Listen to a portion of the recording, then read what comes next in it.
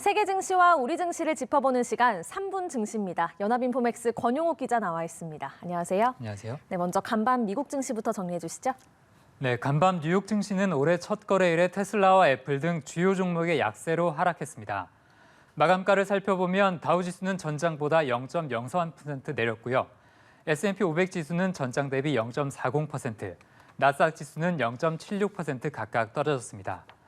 역사적으로 주가가 하락한 해의 이듬해에는 주가가 오른다는 경향을 보인다는 분석도 있는데요. 네. 하지만 산타랠리의 통념을 깬 지난 연말 분위기가 새해까지도 이어졌습니다. 특히 오늘은 테슬라와 애플에 대한 뉴스가 시장에 대한 부담으로 작용했는데요. 테슬라의 작년 4분기 인도량은 40만 5,300대로 분기 최다 실적이지만 월가 예상치 40만 1,000대를 밑돌았습니다. 테슬라 주가는 오늘 12% 이상 하락해 108달러 수준에서 거래를 마쳤는데요. 네. 주가는 지난해 1월 최고치 대비 73%가량 하락했습니다. 애플의 주가도 3% 이상 빠졌는데요. 약한 수요로 인해 몇몇 납품업체들의 부품 생산을 줄일 것을 통보했다는 소식이 전해졌습니다. 네, 테슬라, 애플 이렇게 뉴욕 증시의 대표적인 종목들이 함께 부진에 빠졌는데 세계 경제 침체에 대한 우려도 반영이 됐다고요? 네, 그렇습니다. 기업들의 실적 부진에 대한 우려는 올해 경기 침체 우려 속에 더욱 커지는 모양새인데요. 크리스탈리나 게오르기에바 IMF 총재는 올해 세계 경제의 3분의 1가량이 침체에 직면할 것이라고 경고했습니다. 오늘 발표된 지표인 미국의 12월 제조업 구매 관리자 지수도 50을 밑돌며 위축세를 이어갔는데요. 12월 제조업 PMI는 46.2를 기록해 11월에 이어 2달 연속 50 아래에 머물렀습니다.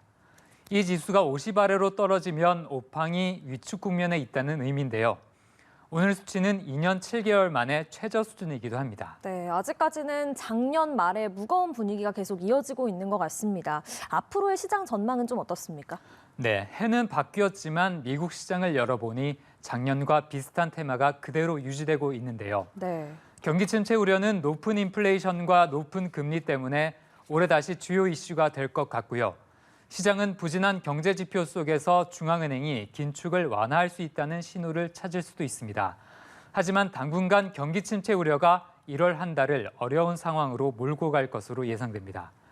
특히 경기 침체 환경은 기술주의 부진을 더욱 키울 수 있는데요.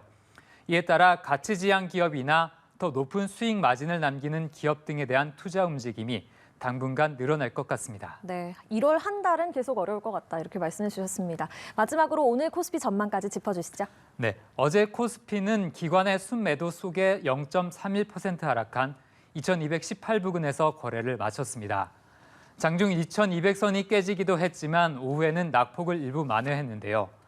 오늘 코스피는 부진한 뉴욕 증시를 반영하며 하락세로 출발하겠습니다. 테슬라와 애플 등 대형 기술주가 부진한 데 따라 국내 증시도 기술주 중심의 매도세가 나올 것으로 예상됩니다. 어제 반도체 업종은 정부의 세제 지원 강화 방안 등에 상승했지만 오늘은 투자 심리가 다시 위축될 것으로 보입니다. 네, 알겠습니다. 3분 증시 권용욱 기자와 함께했습니다. 고맙습니다.